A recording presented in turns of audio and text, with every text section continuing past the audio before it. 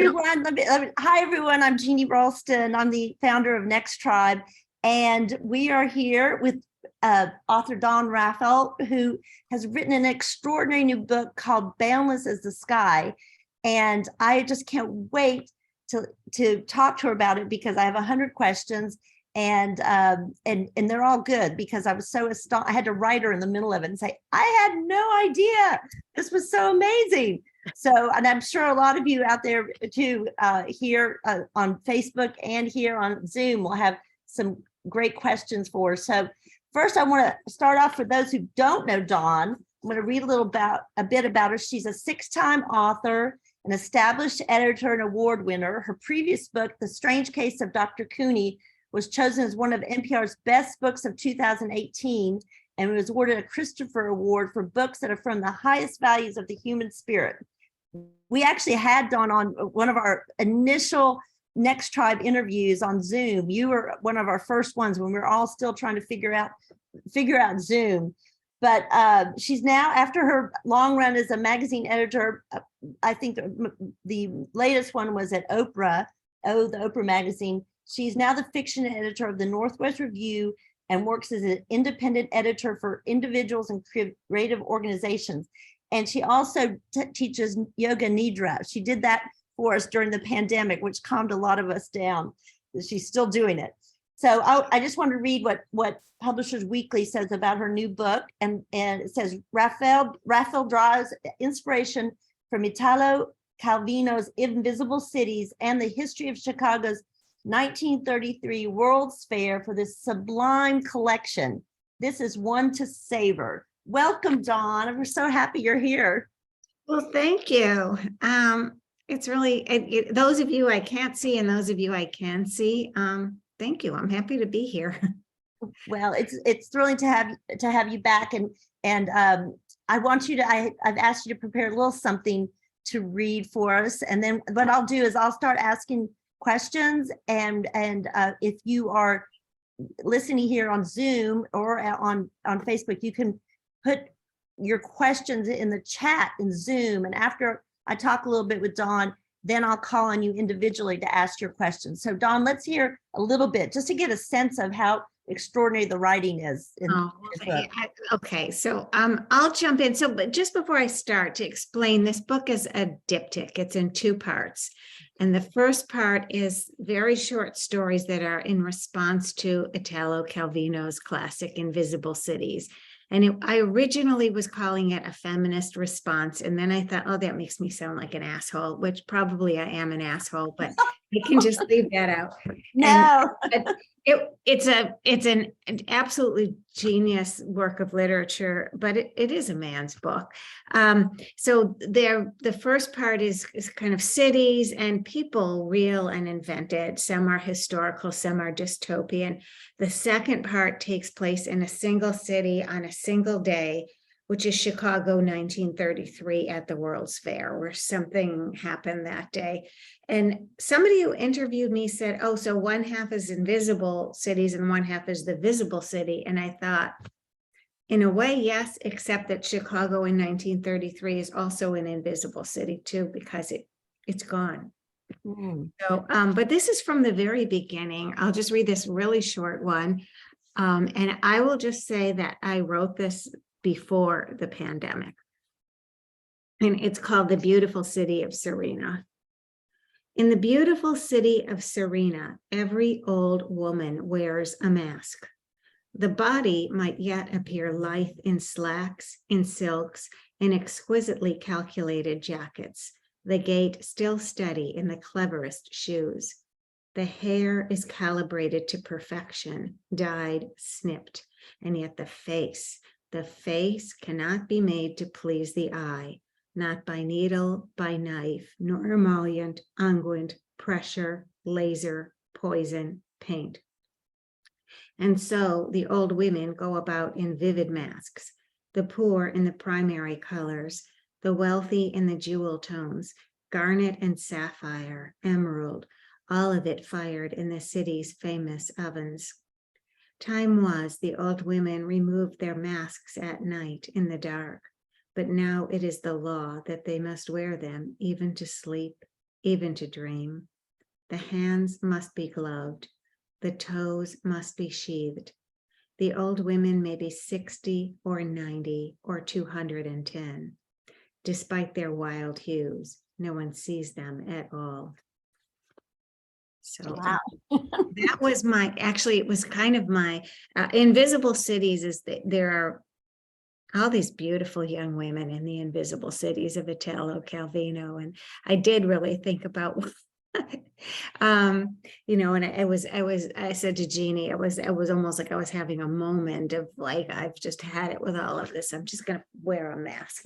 And of course, this was I wrote this at the end of 2019. And so you meant when you've had it all with trying to keep your face in a certain way. Is that what you mean by your Yeah. So that was the inspiration for you to write that. But I want to ask, I mean, when I started reading it, I realized, I was like, oh my gosh, I should maybe have read Invisible Cities first. So tell me, will we get more out of it if we have read that, or explain how we can, understand this form better? Yeah, I wrote this where I really don't think you need to have read Invisible Cities to read this at all. And if you do, I'm a little ambivalent because it'll probably put you to shame, because put me to shame because it's a classic. That was where the origin is. So if you have read Invisible Cities, you'll recognize it. And I think it would be a little weird to not nod to it at least, but Right. The format is different.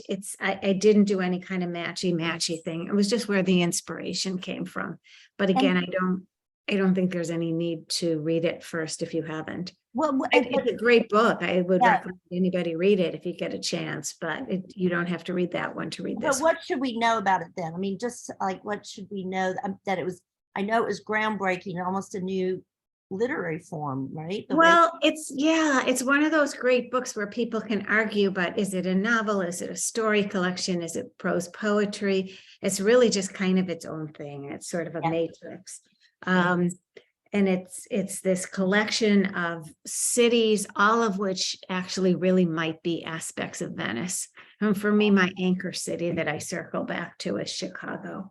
But that book has a structure where it is a conversation. There's a conversation between Marco Polo and Genghis Khan. Kublai Khan, and that isn't part of this book either. It's not exactly the same structure, but it was this idea of kind of that first of all, in any city, underneath that city are all the cities it used to be, all the history of that city and anything that it might become. And also that cities are all constructed in a way. They're all things that are artificially created and broken down and renamed and recreated, and they end up belonging to different countries at different times, and they disappear, and they sometimes reemerge in another form. And you said your city that you circled back to all the time is Chicago, and but you didn't grow up in Chicago, did you? I didn't. So that's kind of, Chicago just has a hold on me. My parents grew up in Chicago and my grandparents lived there. And as a child, we used to visit. I grew up in Milwaukee. So for me, Chicago was kind of the Emerald City. It was the big city, and it was glamorous, and it was gritty. And I was just in Chicago doing some readings, and it just kind of gets under my skin. And I think because I didn't live there, I visited often as a child, but I never lived there. It kind of took up residence for me as a kind of mythical Chicago.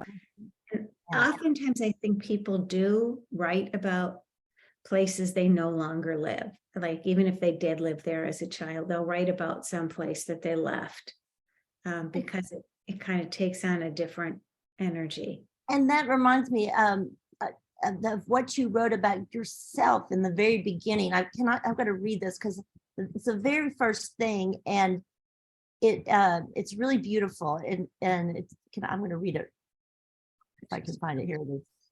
She covered her face. She tore the damp stuffing out of the past and filled her fist with synonyms, flung words like confetti, like fairy tale feathers, repeating herself again and again.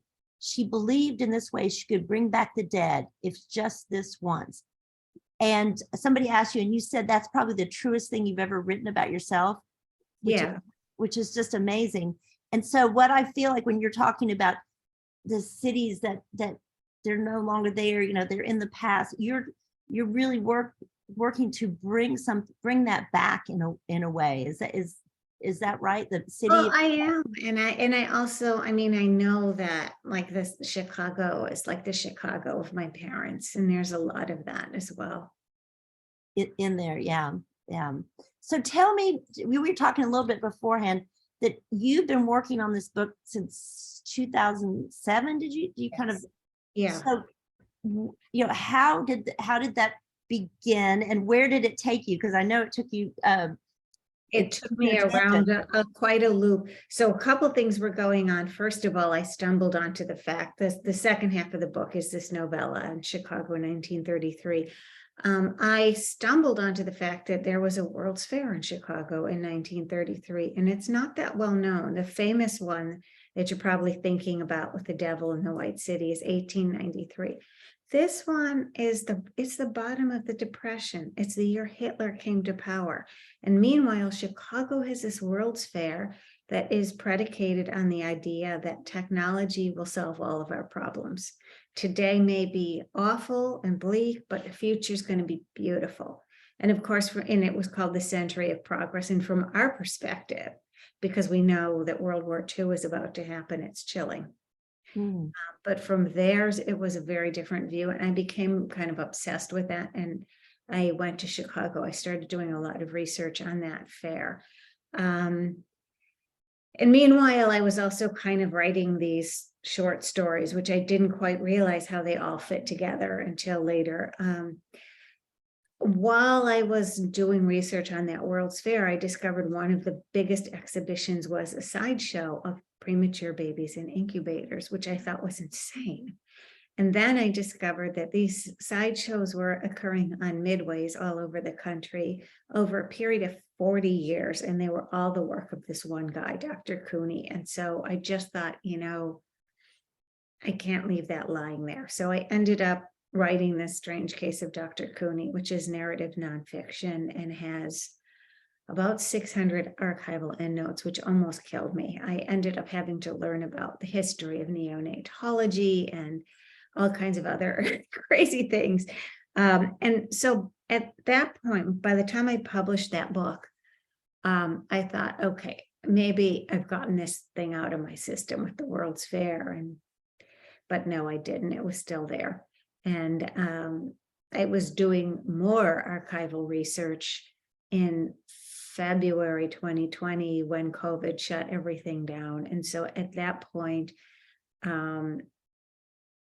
we were all stuck home, and many of us as writers have said it was a time when we got things done. And I had still been toying with, am I writing another nonfiction book? And I realized, no, I'm not, because all the libraries are closed and all the archival material that isn't digitized is unavailable. And this is really going to be a work of fiction. So that's how that came about. But it's a work of fiction, but the second part is based on the a real happening. How much of that second part then is actual history, and how much is a work of fiction, that part? Yeah, it very closely does follow real events. What happened is that at that World's Fair, the piece I did takes place on a single day, which is July 15th, from sunrise to sundown. And that was the day that Mussolini's wingman, Italo Balbo, flew his roaring armada of goodwill in the form of 24 seaplanes that landed in Chicago on the lakefront. They had made, aviation was the big story of the day in 1933. So you would see, maybe a side column of the newspaper, there would be news about Hitler. what was going on in Europe. And then the big news was always all these breakthroughs in aviation. It was exciting. It was uplifting. People wanted to read about that. To fly from Rome to Chicago, that required 6 stops over a period of 2 weeks because you'd be grounded. The weather would be bad. They were stuck in, Reykjavik. It was extremely dangerous. They actually lost one of their planes and one of their pilots died. So this was a huge, huge feat of aviation. It was a sign of fascist technological power. It was welcomed in the United States. We weren't at war with Italy. They received a ticker tape parade from President Roosevelt when they made their next stop, which was in New York. So there were these hundreds of thousands of people on the lakefront in Chicago, breathlessly waiting the arrival of the fascist air armada. And of course, you look at the picture and you see all these little boys, which included my own father and my uncle and their cousin. These little boys are looking at this awestruck, but they're going to be fighting in World War II. You know that. Yeah. So a lot of the characters in the novella are real. They're real historical figures. And then I overlaid some fictional characters on to that who were there that day. And I wanted to have a whole bunch of several different people whose lives intersected when those planes arrived. Right. And what I see is like when I was looking at the first part is the intersection of these cities and so forth. But the second part was the intersection of the people. It felt like the people were getting the same kind of treatment that the cities did in the first part in some way. But I don't know if yeah, that's interesting. It is that. It was this intersection of people. And it was also these transatlantic flights, which were very new, were making the world smaller. They were bringing these different cities together. Yeah. I like some of the themes that you hit on, a lot about lungs and of course the babies and breathing. I mean, I was picking up certain themes and I, of course, you mentioned the babies several times, and even one of the characters in the second part is the nurse, the baby nurse. Is the nurse, but it's the whole part about lungs and breathing. I don't know. There's a part in the first where you're under an underwater city and things like that. So I just felt like there was some threads being pulled that I loved kind of discovering them, and things like the name Louise. I saw that a couple of places. Yes, it came up. There's a lot of triples in there. So breathing is something that just seems to come up in all of my books. And Louise, I'm glad you caught that. Yeah. So there are 3 characters named Louise in the course of the book. There's also in the novella, there is the pilot Italo Balbo, and then there's a sideshow performer called the Bird Girl, who was the flightless bird who was grounded. And there is the striptease artist, who's also a historical character, Sally Rand, who was notorious and was arrested for dance. She did a little dirty dance with ostrich feather fans, which is another flightless bird that has its head in the sand. So there were a lot of these kind of trios in the book. Yeah, that was fun to figure that out. Now, you said you put together some short stories and figured out where they went. Is that what you call these pieces, these short stories, or do you have another? You said some people, they have different names when they're talking about Calvino's book. Now I think the term people use is flash fiction or microfiction has become a very popular term. They weren't when Calvino was writing, but there's really also an intersection between what we would call flash fiction and prose poem. They're just short writings. And somebody called it a narrative mosaic, which I like that as well too. And another thing I liked is that there's so much compression, meaning that the reader has to fill in the gaps and make the leaps with you I like that kind of writing, so that you it makes your brain kind of, it helps you as a reader use your imagination too to fill in those gaps, because because you don't tell everything as it happens, or you flash from one little story to the other, and then you see all the pieces kind of come together and figure out what might have happened while we were away from that character. So I like that it helped me imagine with my imagination. So Thank you. I sometimes think some of that compression came from just, when I started writing, I was working full time as a magazine editor, and I had kids, and there was so little, it was all like the contents are under pressure, and it just became my writing style. Early on, somebody said to me, "Oh, you write like it's 3 a.m. and you have a fever." And I kind of felt like, well, yeah, kind of. that's so funny. Yes, because it was somebody who had a fever, a little boy or something. Yeah. So we have Clarissa Phillips here, and actually Clarissa was one of our winners in our essay contest. And Clarissa, you have a nice question. So you want to ask? And again, thanks so much, Jeannie. And Dawn, hello again from the past. I've known Dawn from the past, and she's just great. And I loved Dr. Cooney, the Dr. Cooney story. So I was wondering, Dawn, in the part, I guess it's the first part of the book, where you write about the various cities that are real. Yeah. What one, putting Chicago aside, what one were you the most enthralled with, and why? Well, I don't name it in the book, but the city where dogs lie dreaming is Tbilisi in the Republic of Georgia. In Georgia. Okay. Yeah, I was enthralled by that city. And just the history, the beauty, what? History, the beauty, the dogs everywhere. There's dogs all over. I've heard also, see already, that Tbilisi is gone, because I was there in 2019, and it was one place. It was charming. It was historic. It was beautiful. And there's dogs everywhere, and they are the property of everyone and no one, that they take care of them. So just kind of communally, they're fed, they're inoculated. They put a tag in their ear to show they've been inoculated for rabies, but they're everywhere, and they're lying on the sidewalk, and you're going to walk around them because they're not going to move.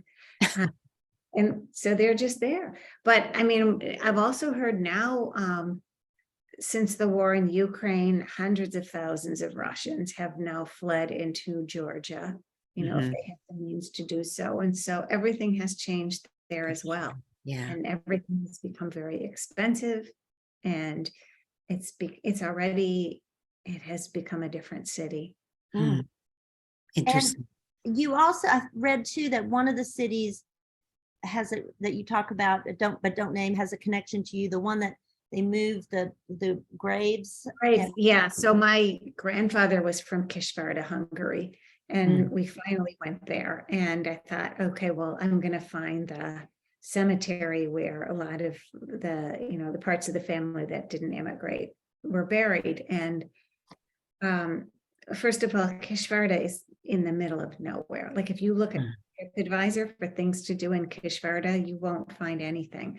You'll find something to do in the next town. There's nothing. But so I found the cemetery, and what I realized, they actually moved all the headstones. So the cemetery was in a beautiful location, which they decided they wanted to use that beautiful area for a soccer field. So they picked up all the tombstones and they moved them to another place on the outskirts of town. And so there's underneath the soccer field, that's actually where all the bodies are, underneath that soccer field.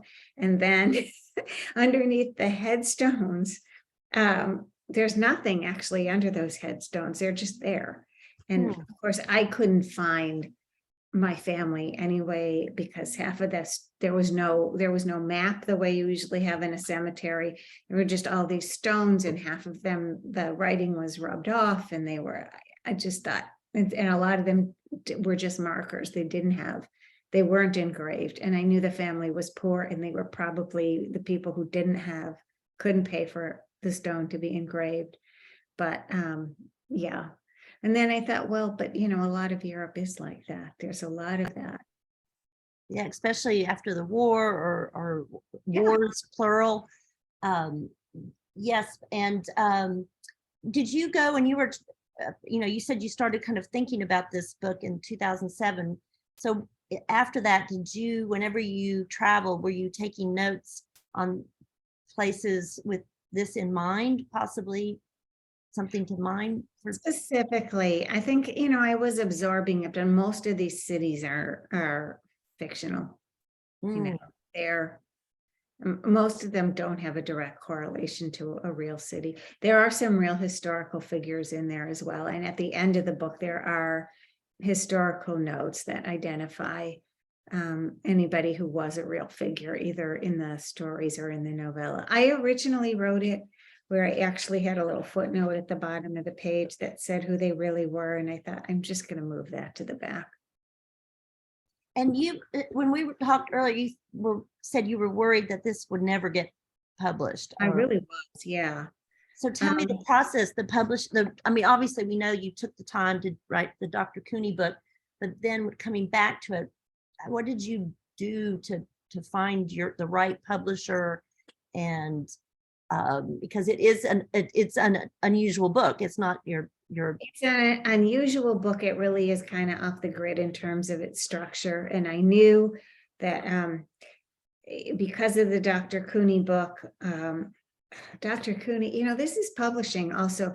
So the Dr. Cooney book was first bought by the publisher was Blue Rider, which was an imprint of Penguin Random.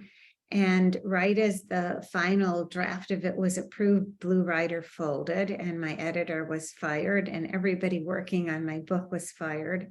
Ugh. Fortunately, it was a Penguin Random House imprint.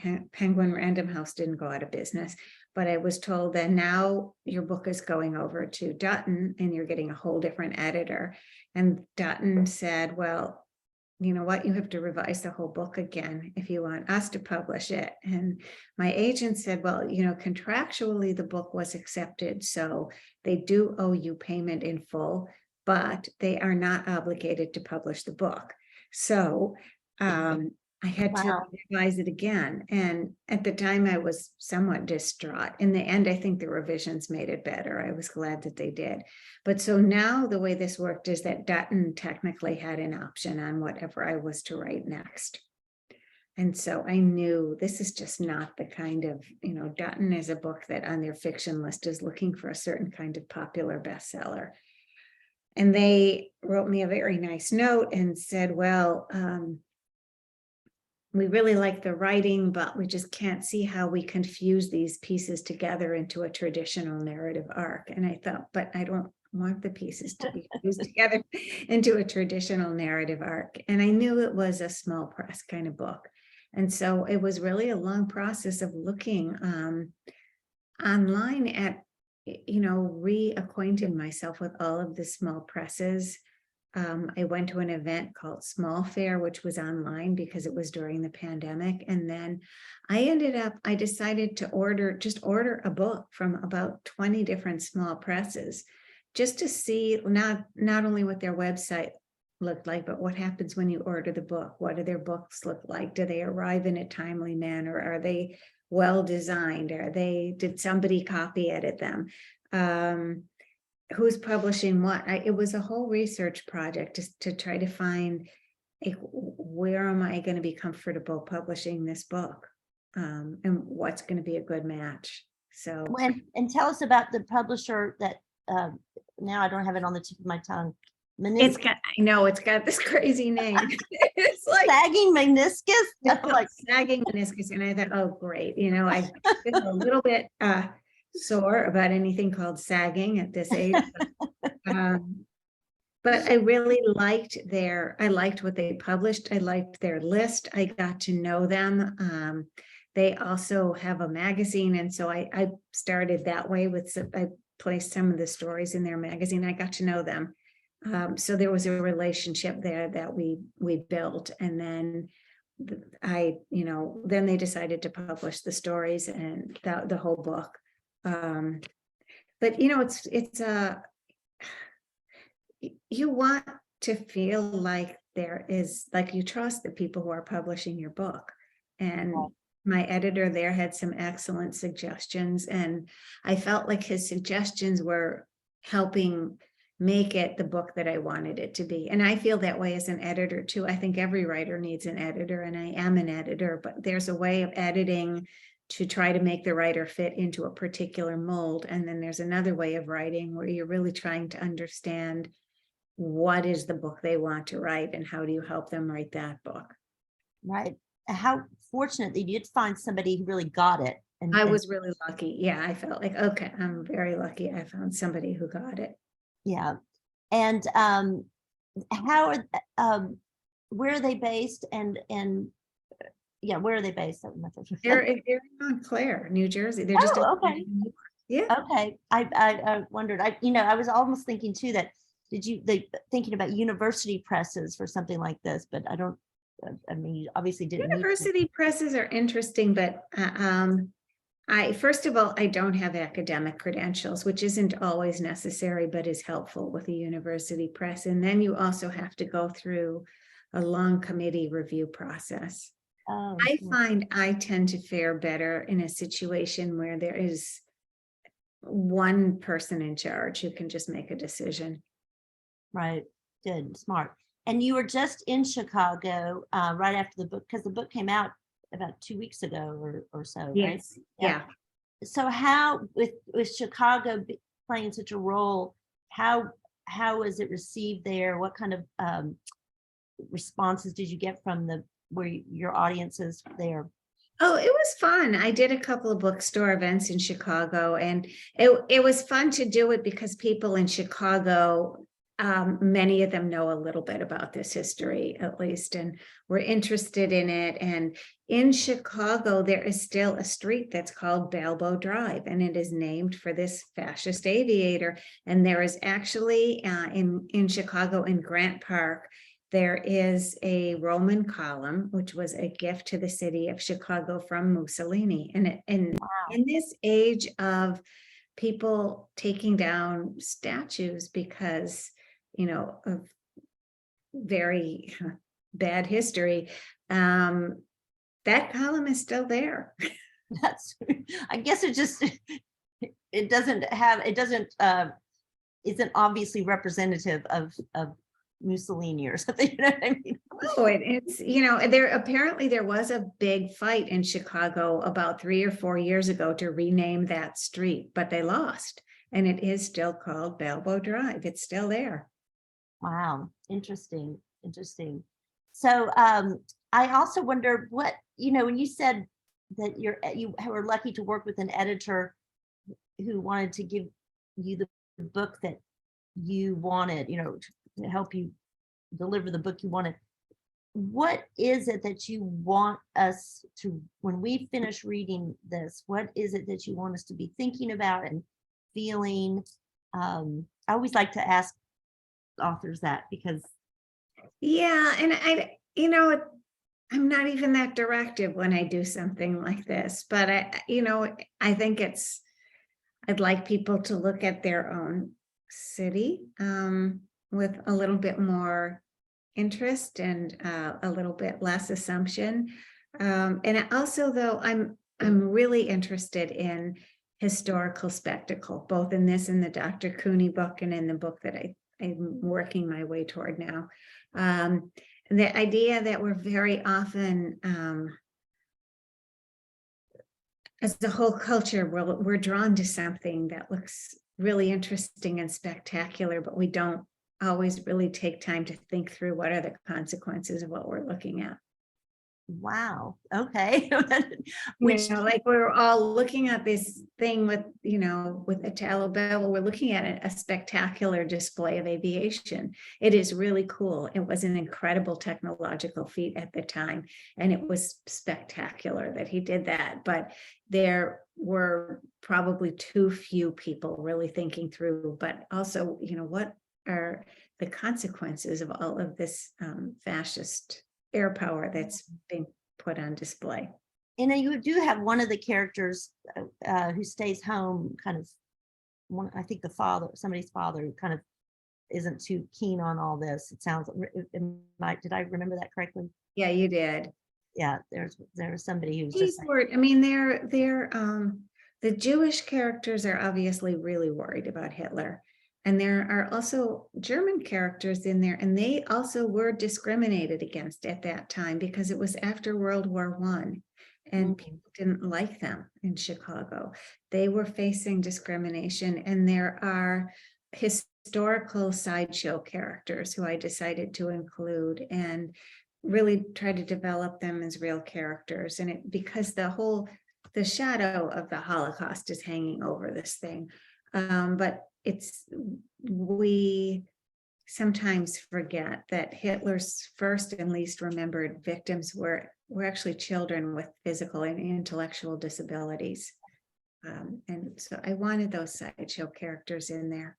right. And that was, is it Cuckoo that you, or is that the real name of the character of The real name of the character was Cuckoo the Bird Girl, and she was a real historical figure. I named her Dodo the Bird Girl. I could not find any evidence that she actually was at that fair, but she was performing and active during those years, and she was a real figure. And she did have imitators, so there could have been somebody doing that. Right. In Chicago that she was doing.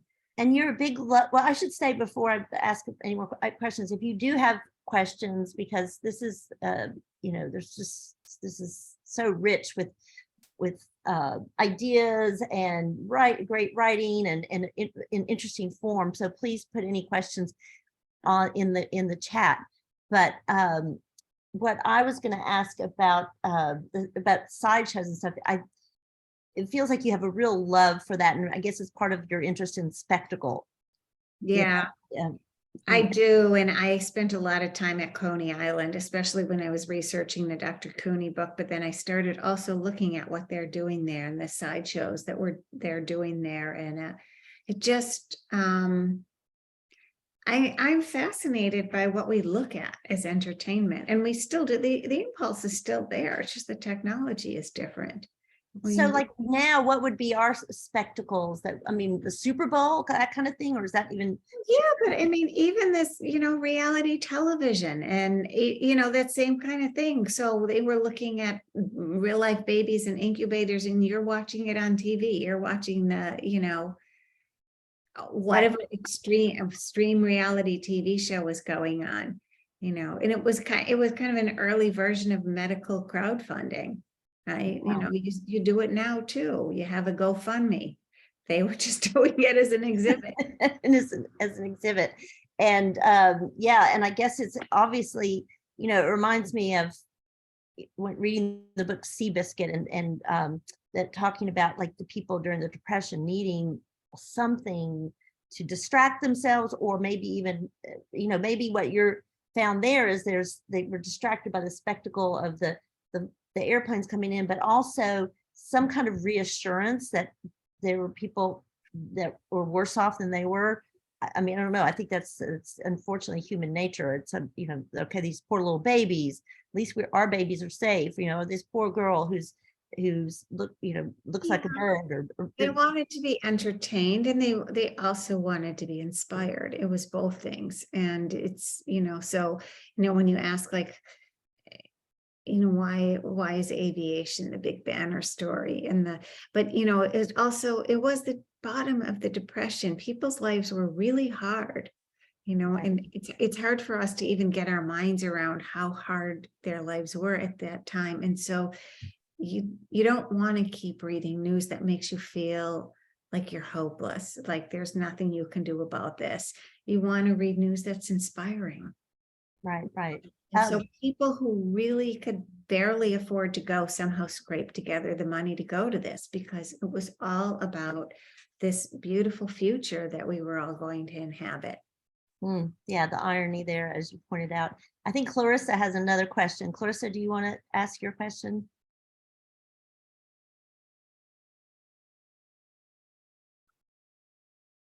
She's muted. Oh, she's muted. Yeah, and I'm sorry, I'm in the kitchen trying to organize dinner. Okay. Oh, sorry. No, my apologies. So Dawn, I was interested, you said that you sold stories in the book, or of the book. to sagging meniscuses journal. So 2 questions with that. Were those standalone pieces, that could be read just by themselves and without the whole content, context, and they made sense? And then have you done this with success with other journals in terms of, placing stories or chapters or essays or whatever that are part of a larger book? Yeah, I have. So a lot of the stories in this book were previously published. Okay. What I did was I often put them together as a little suite. Sometimes because they're short, I would put together 3 or 4 that would work together.